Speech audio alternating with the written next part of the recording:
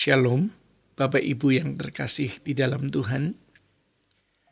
Kebenaran pada saat ini berjudul mengganti jala bagian yang kedua.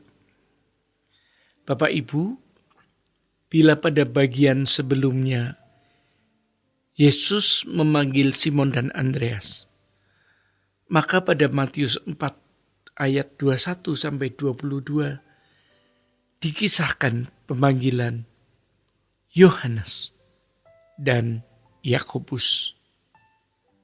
Yohanes dan Yakobus adalah dua bersaudara dari seorang ayah yang bernama Zebedeus. Kisah pemanggilan Yohanes dan Yakobus ini memiliki persamaan dengan kisah sebelumnya. Beberapa persamaannya yaitu yang pertama adalah profesi Simon bersaudara dan Yohanes bersaudara. Yang kedua, mereka dipanggil secara mendadak ketika Yesus sedang menyusuri Danau Galilea. Dan yang ketiga, mereka sama-sama dengan segera merespon panggilan Tuhan dengan meninggalkan jala mereka. Di samping ketiga persamaan tersebut, terdapat dua perbedaan. Pertama, Simon bersaudara dipanggil ketika sedang menebarkan jala. Sedangkan Yohanes bersaudara telah selesai menebar jala dan sedang membereskannya.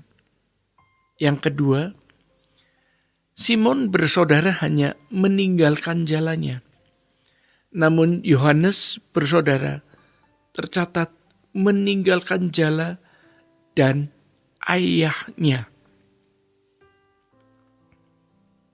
Dalam Markus 1:20 bahkan ditambahkan bahwa mereka juga meninggalkan orang-orang upahannya.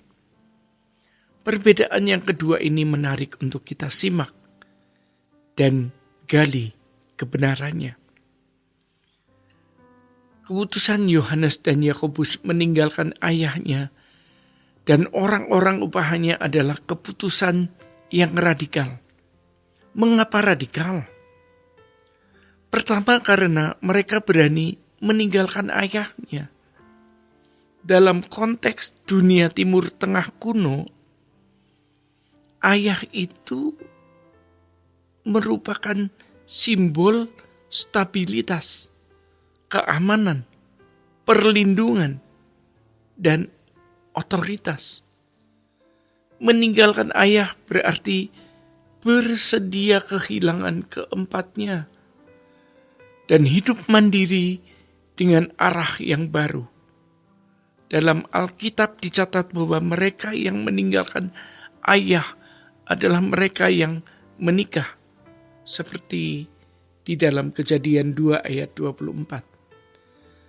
Ataupun mengikuti seorang guru yang dipandang besar, seperti Elisa yang mengikuti Elia di dalam 1 Raja-Raja 19 ayatnya yang ke-20.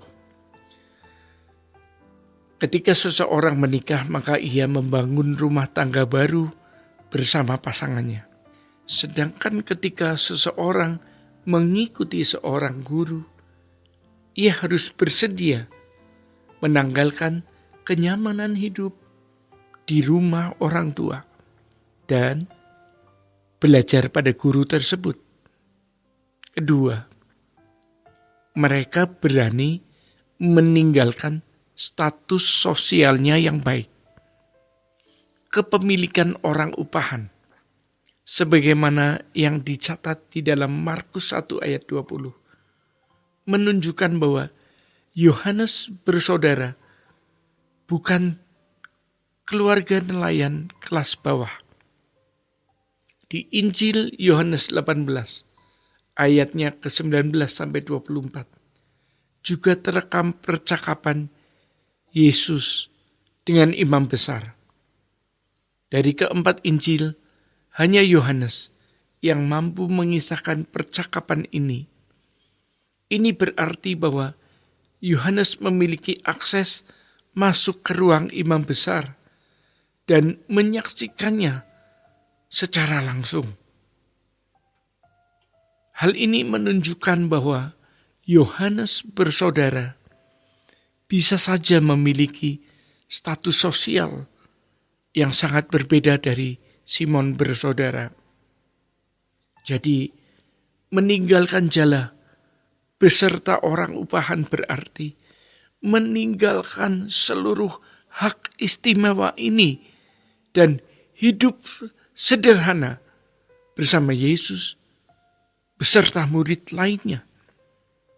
Bapak Ibu, kisah pemanggilan Yohanes dan Yakobus juga merupakan suatu kisah lain tentang mengganti jala.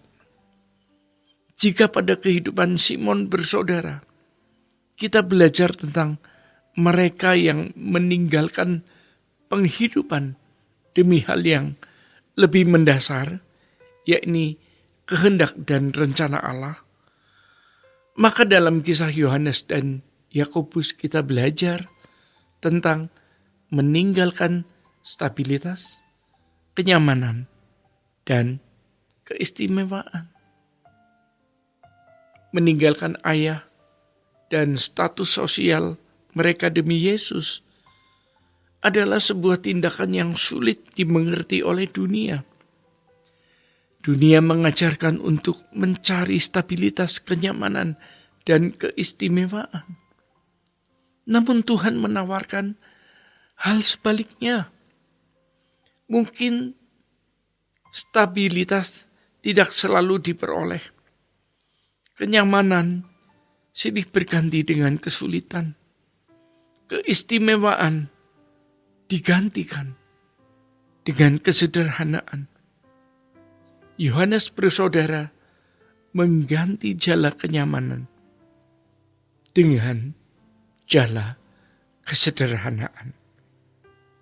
Bapak Ibu, seorang yang masih ingin diistimewakan bangga memiliki kenyamanan dan tidak bersedia menghadapi perubahan, tidak dapat mengikut Tuhan.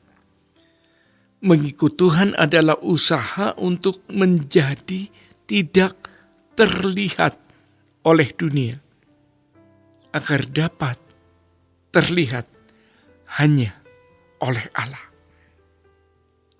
Kesederhanaan adalah indikator seseorang yang tidak mengingini dunia. Ini adalah hal yang mutlak. Bila seseorang tidak hidup sederhana, yakni sesuai dengan apa yang dibutuhkan, maka ia tidak mungkin mengasihi Tuhan.